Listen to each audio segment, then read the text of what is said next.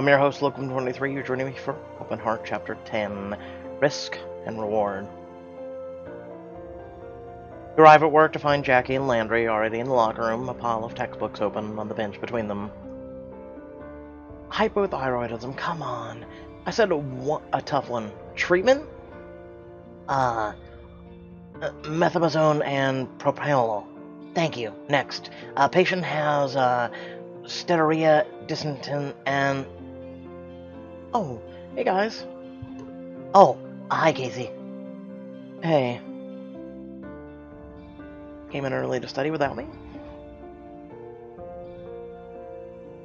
You don't burn yourselves out. I know you want to get your rankings up, but you need your rest too. What, afraid we're gonna catch up to you? No, I'm genuinely worried about you. We've got a long way to go before the end of the year. Both of you will have your turn at number 1 soon. Believe me. You're too good of doctors to none. Aw, thanks, Casey. Sure, hope you're right. Henry and Jackie say goodbye pleasantly enough and head out to start with their patients, but you can't help feeling like things are still weird with them. Did I hear a wistful, I wish Bryce was here sigh? Especially a shirtless Bryce. Bryce strolls in, a basketball under his arm, his toned chest slick with sweat from a morning game of pickup. Dream on, Bryce. He leans against the locker beside yours as you get changed. I get it. It can be tough to be number 1. I'm in that boat too. How are you holding up? Things are complicated. I only just reached the number 1 slot, and already being the top intern has its pros and cons.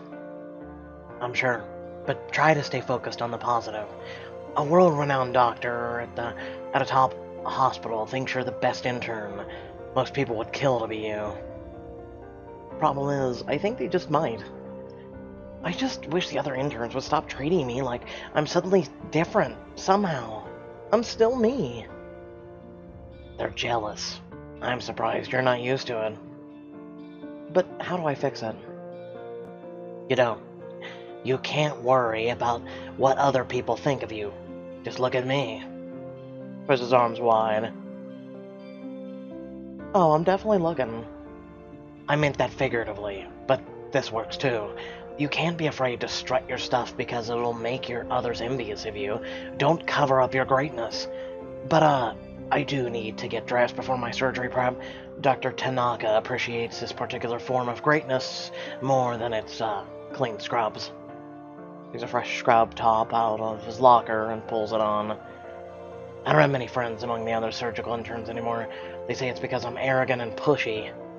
But they didn't care about any of those things before the attending started noticing how good I am. And it doesn't bother you? No. I worked hard, took risks, seized every opportunity I got. Now I get to assist on all the best surgeries. Did you come to Edenbrook to be great, or did you come to make friends? Because I sure as hell know why I'm here. Why can't you do both? He raises his eyebrows meaningfully at you, and then heads out to the busy hall. You gather with your cohort for rounds, and are surprised to see Harper Emery standing up front with Ethan. Interns, you may have heard that this weekend is the annual National Medical Symposium in Miami. Imagine getting to go to that. We will someday. I will be in attendance, but that doesn't mean I won't know every single thing that goes on here. Dr. Khaleesi will manage the fellowship competition in my absence, and will be keeping meticulous notes. Oh no. He's the attending whose nose hair is so long it's almost a mini mustache. He gets mad if you stare, but I can't not stare. Dr. De La Rosa, Dr. Mirani, I'll need you to reassign Dr. Valentine's patients. Huh? Why? Because you're coming with me. There must be a mistake. I don't make mistakes. Be at the airport at 7 a.m. sharp. All the interns turn to stare at you in awe and envy, murmuring among themselves. Even Harper looks stunned. You're bringing Dr. Valentine. I need an assistant. You can either waste money hiring one for 2 days, or I can take the highest-ranking intern so she gains some valuable insight into the industry. He walks off, leaving the interns flabbergasted. Oh man, Casey, I'm crazy jealous. You're gonna get to so much swag. Shut up. I don't like that word. Swag. Swag. Who cares about swag? Yes! She'll get to attend lectures for like 48 hours straight. Congratulations, Casey. Jackie heads out with a resigned look. Don't worry about her. Just keep your eyes on the prize. Bring me back a ton of branded pins, shirts, flash drives. Deal. Sienna links her arm through yours as you head for the elevator. Don't worry about your patients while you're gone. Elijah and I will take care of them. You're the best, Sienna. Just remember me when you're chief of medicine someday. See, that's how it's supposed to be, you know? You wish people the best. As long as they're doing it within the confines of legality. The two of you get in the elevator and hit the up button. As the door closes, you spot Harper pulling Aurora aside, whispering sternly to her. Aurora's eyes stay on the ground as she listens, her face cold. I'm sure it's why didn't you get to that? Why aren't you number one? I feel sorry for her, kinda. The next morning, you sprint through the airport, looking for your gate number. E10, E11, E12. Oh no, they've already boarded. Most of the waiting area is empty, but you see Ethan sitting with his legs crossed casually, a novel in his hands. He takes off his eyeglasses and checks his watch. 5 more seconds, and I'd have boarded without you. No, you wouldn't. No? I think you're all talk, Dr. Ramsey. Oh, for goodness sakes, let's board already. Ah, he smiled! You pass through first class on your way to coach, but realize Ethan stopped far behind you. Wait, you bought us first class tickets? Me? Christ, no. I wouldn't spend a dime to attend the convention. These tickets are courtesy of the leeches of Big Pharma. You settle into the plush leather seats beside Ethan. Wow. What do they want in return? Excellent question. You're wise to be wary of the quid pro quo. Pharmaceutical companies shower me with luxuries and hopes I'll peddle overpriced drugs to desperate patients. I hope to prove more trouble than I'm worth. The flight attendant approaches to take your order before takeoff. You look to Ethan unsure. Go ahead, order whatever you want. Those parasites deserve to lose every time we can milk from them. Ooh. In that case, I'll have the biggest breakfast you got. Make that 2. As the attendant leaves, Ethan nods appreciatively.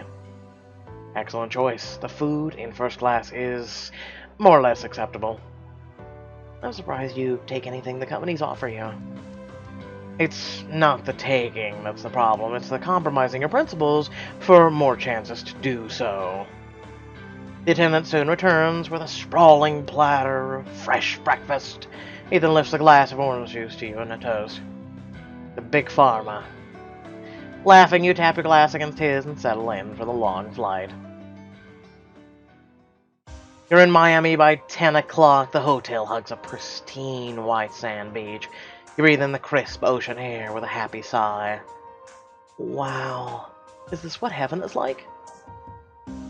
Ethan closes his eyes, letting the sea breeze ruffle his hair. He inhales the smell of the sea peacefully. Ah, a moment of tranquility before our descent into hell. Wait, what? Oh, you just wait, honey. Usually at these things, everyone either hates me or wants something from me. I actually kinda know what you mean. Oh my god, it's the Celestial. Ramsey, Ethan Ramsey. I was hoping you'd be here. Lovely to see you again. Come, Horton and Mendoza want to say hi. And so it begins. Rookie, get us checked in, 2 rooms under Ramsey. Chuckling, you continue on to the reception desk. Welcome to the Celestial Miami. Checking in? Yep, reservations under Ramsey, 2 rooms. Ramsey, my apologies. There was an error with your reservation. We only booked 1 room. should I share a room with Dr. Ramsey? I put up the best possible fight I could, Dr. Ramsey, but they only gave me one. Wonderful. Here are your key cards. You have a beautiful oceanside suite. Very romantic. You pocket the hotel key card and step outside to wait for Ethan. Oh no, she found us. Oh, you're here too. Dr. Morani, are you here for the conference too? Yes, and it's one break I get from the hospital a year. Please, can we just pretend we don't know each other? Inez carries over 2 colorful daiquiris. She hands one to Zaid, who takes it sheepishly. Ooh, I knew you two had a thing. Casey, oh god, hi! We're so glad Dr. Ramsey chose you to accompany him. We've been doing all so well these past few weeks. Yeah, real great catching up and all, but I need at least 1 solid hour of vitamin D before I can even think about setting foot on the show floor. As your residents head out to the beach, Ethan finally extricates himself from his colleagues and joins you. Dear Lord, that was tedious. Why are you wearing a sweater in Miami, dude? Please tell me we're all set with the rooms. Well, yes, but there was only one problem. The reservation was for only 1 room. Ethan rubs his brow. I called and specifically told them the reservation needed to changing to accommodate an extra person. Sounds like they took that meaning upgrade you to the couple suite. Morons. Do you want to try and change it? Pointless, the hotel will be fully booked by now, and we'll just have to figure something out. Let's head inside, we've got work to do. We do? The convention center is flooded with people and a wash of colorful booths and banners. You gape in wonder as doctors and researchers reveal cutting-edge research. That's right, we saw a complete remission of a metastatic breast cancer in our test subjects. I can't believe I get to be here and see all this firsthand. Enjoy that part. The medical breakthroughs are the best aspect of these conferences, but they're not the most people are here for. Oh, what are people here for then? He points to one of the larger booths, manned by an attractive young salespeople. Their banners are covered in pharmaceutical branding. Medtech, supplies, drugs, the big money makers. What do you got against making money? I got nothing against making money, but I do have a problem with maximizing their profit. What's the difference?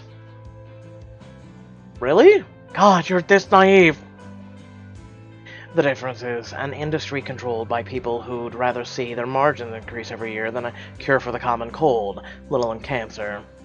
Even at a non-profit like Edenbrook, everything we use must be bought from a for-profit company, and those costs are passed on. You don't think our priorities are in the right place? As a hospital? Maybe. As an industry? Of course not. If they were, do you think people would have to run crowdfunding campaigns to afford insulin? He's got a point. Okay, but then why even bother coming to these? Because there's someone I need to talk to about Naveen. And you think that person can help with this condition? I can only hope. He steers you through the convention center, stopping within view of an enormous, flashy vendor stall. A slick man in an expensive suit stands in front of an enraptured crowd, showing off samples in an entire Italian leather briefcase. It's... Carson? Is this your new job?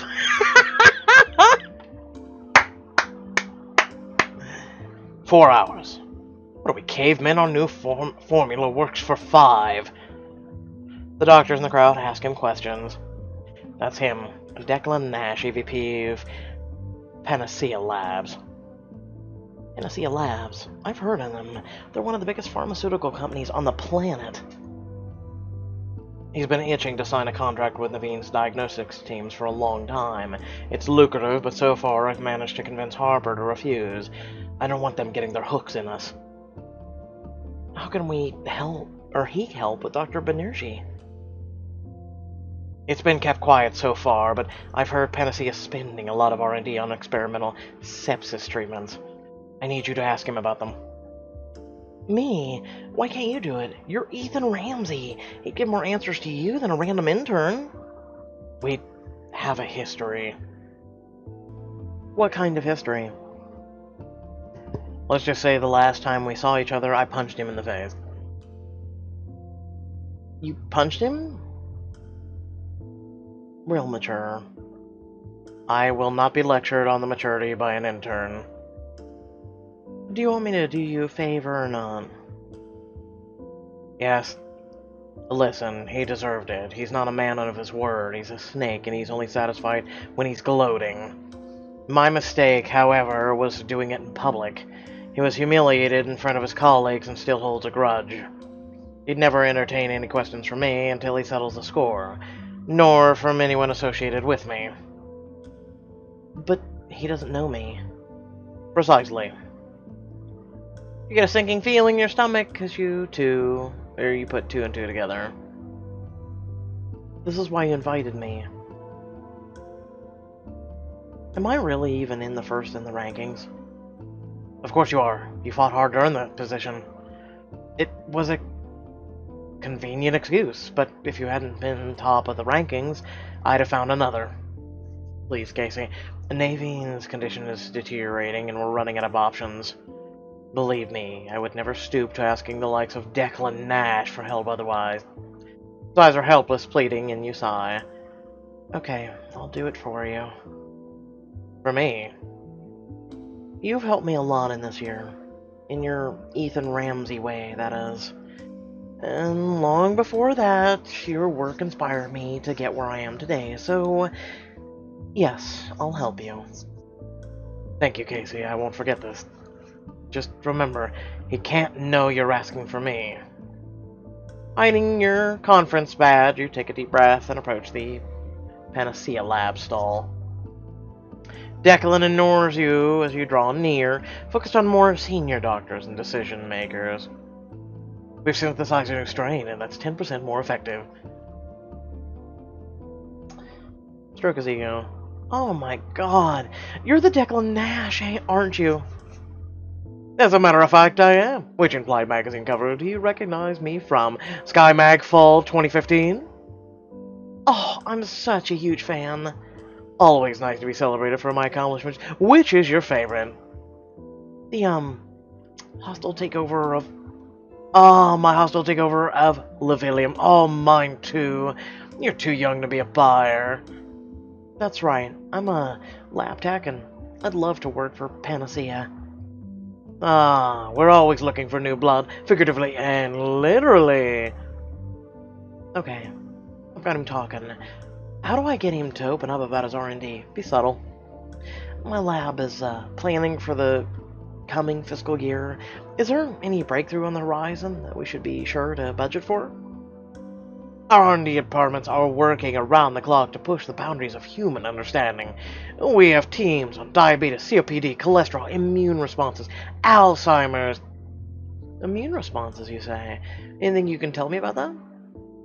In fact, there's been a great deal of interest in our research in that field. One of the assistants recently received a couple email queries from a certain doctor of renown. Declan scans the crowd behind you with a sly grin. Why don't you give your friend Ethan a wave and tell him to come say hi? Oof! You did a really crap job of hiding, Ethan. Grimacing, you turn around to see Ethan keeping his distance, blending in with the crowd. Sorry. Give him an apologetic wave, his face hardens in disappointment as he approaches. How did I didn't screw up! Ramsey, I don't suppose you're here to finally take us up on our partnership. No way in hell, Nash. I'm shocked you sent an intern to do your dirty work. Usually you're so hands-on. I guess you're too proud to beg. I know you were audacious, but coming to me for help, you must be desperate. I'm not here for a fight. I just need to ask you a couple of questions. I don't give a damn what you need, Ramsey. You won't be getting it from me. Could you surgically remove your head from your ass for a second and consider that this is for a patient? Temper, Ramsey. You want me to have to call security on you? Declan beckons and two large security guards saunter up menacingly. Come on, rookie. We're leaving. Did you follow Ethan out? Declan taunts you. So sorry about your patient. Oh my god, I want to surgically remove your head from your own ass too. That evening you sit on the bed of your hotel room digging through your travel bag for something to wear.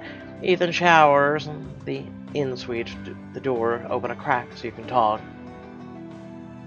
Why didn't you tell me there was a reception? Because it was the furthest possible thing from my mind at the time. But it's a casino theme. I have to look nice. You look nice as is. You glance over at the bathroom mirror, fully prepared to keep chiding him, until you see him climb out of the shower, a towel around his hips. You swallow before you can look away. Ethan glances up, catching you staring. Just throw on whatever you brought with you. Oh! Is that what we brought with us? Man. Except, what is up with the long-ass cape in the bag? No, thank you. You saw, realizing that you were already wearing the nicest thing you brought with you. Ethan emerges from the bathroom, his hair tousled from the shower. Didn't he just already emerge? Give me a moment to get dressed. Watch as Ethan dons his tux with practiced hands. There. You look at yourself in the large mirror on the wall. I would say we look ready, wouldn't you? Absolutely. Okay, compared to him wearing a tux and you in that, alright, yep, alright, we're way underdressed. You and Ethan head down to the resort's pool area, overlooking the coast. Doctors from all around the world dressed in the nines drink and socialize. Starting to see why so many doctors love this conference. Ethan grabs 2 flutes of champagne off the tray, passing tray, handing one to you. Cheers to complete a waste of time. I'm sorry I couldn't get Declan to talk. It's not your fault. He was right. I was too proud to apologize, but he's too proud to help.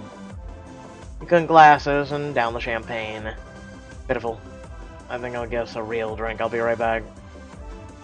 As Ethan heads back to the open bar, you wander the deck area, exploring the various casino tables set up outside. You're on your particular rowdy game of poker. Oh, it's him. Ha ha ha! It's like you enjoy watching me take your money. Happy to oblige. That's it from me. Not about to take out a second mortgage for this crap. One of the doctors stands up and slumps away, leaving a seat at the table. Why are you letting residents play this table? Hey, here's some free advice. Don't sit down with the big boys if you can't afford to lose some $3 grand. You feel your fingers tightening in anger. Before you know it, you're sliding into the newly vacated seat. Deal me in. Oh, look! Ethan Ramsey's latest acolyte wants to play.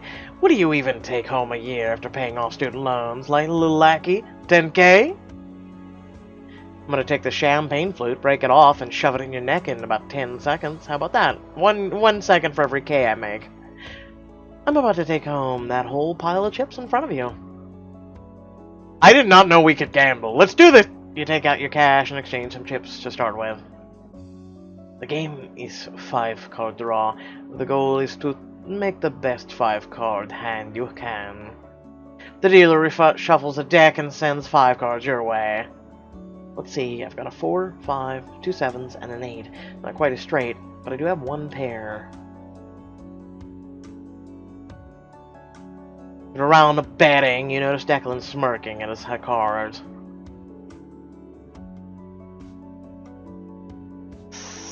A straight. 2 pairs.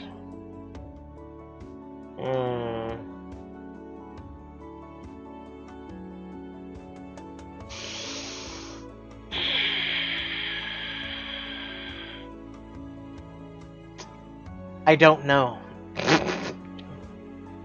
I don't gamble!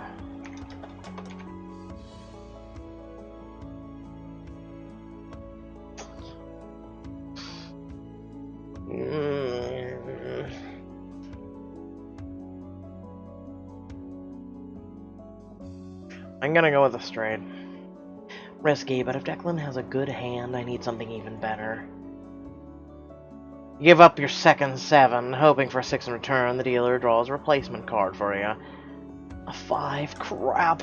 Okay, so we got 2 pairs then. Soon it's time to show your cards. A pair of 5s? A pair of aces, sorry. That's a tough pill to swallow. Declan reaches over and scoops up your chips. Ah, it was so easy, I'll let you play me again. I'm feeling generous. Okay, let's make it interesting. If I win, you give Dr. Ramsey what he wants. And what if I win? You have nothing I could possibly want. But I do. Declan's eyebrows shoot up as Ethan appears behind you. Let me take Casey's place. Same bed. Fine. If you knock me out, you'll see all the preliminary findings on experimental sepsis treatments. But if I knock you out, I get the contract with your team. Deal. Dr. Ramsey. You bite your lip nervously as Ethan sits across from Declan. An intense back-and-forth game ensues. Dr.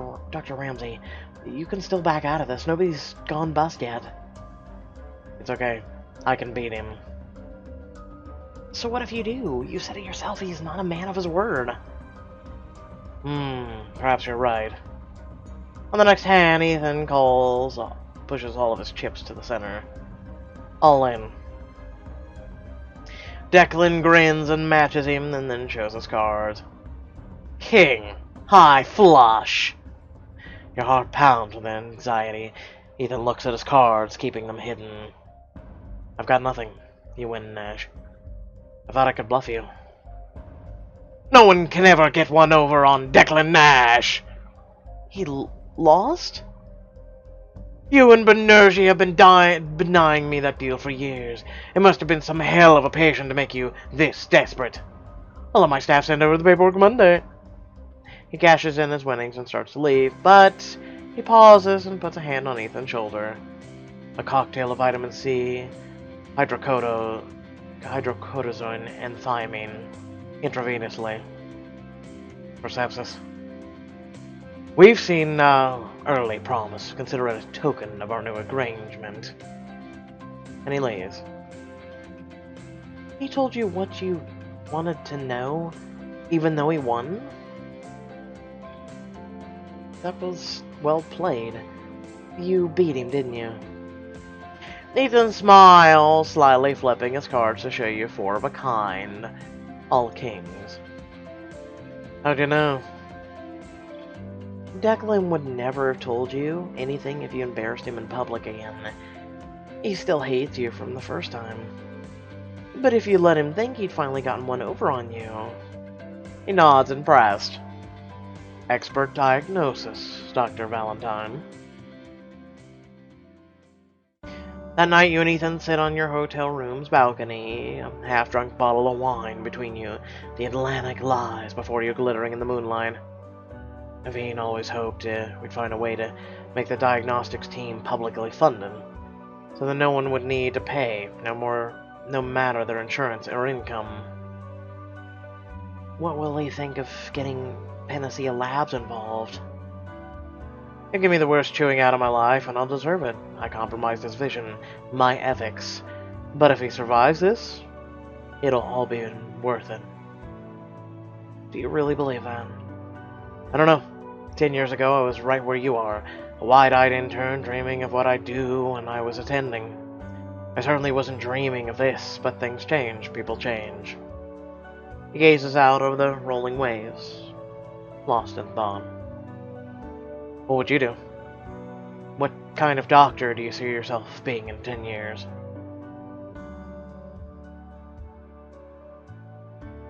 Make a difference in patient care. More than you do now? I'm only an intern. I do barely anything now. Not true. I've seen how hard you work for your patients. Even if they don't always value it, you do make a difference. But not enough. I helped one uninsured patient receive care, but I can't find loopholes for everyone. The entire system needs change, and I want to be a part of it. And I have no doubt you'll find a way.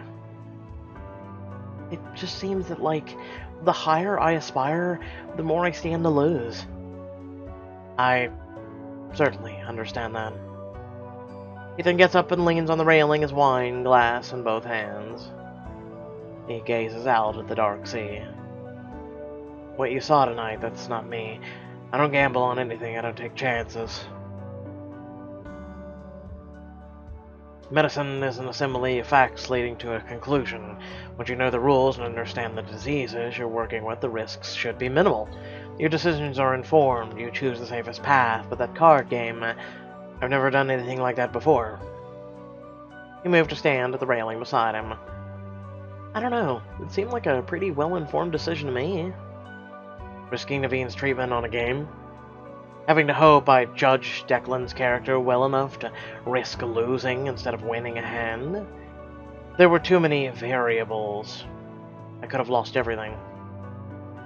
But you were right. Your risk paid off. It did, and I'm beginning to realize. He turns to look at you. There are some things that are worth a risk. You look up, meeting his eyes in the moonlight.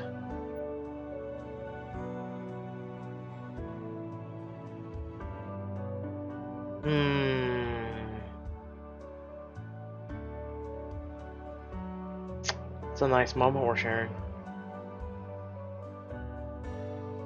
I think we should call it a night.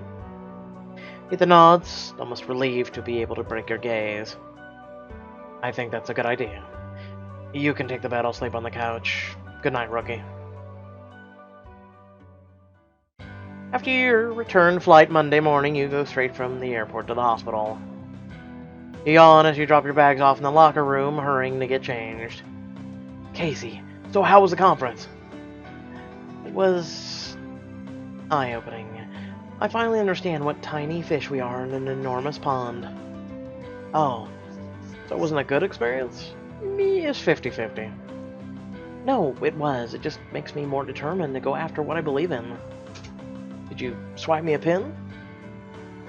I did you one better, my friend. You hand him a tote bag packed with swag. What a haul. This is enough to get its own unboxing video. You rock, Casey. Despite the awkward last moment with Ethan, his encouraging words about your career bolster your confidence. Holy crap, Casey. You're on fire today.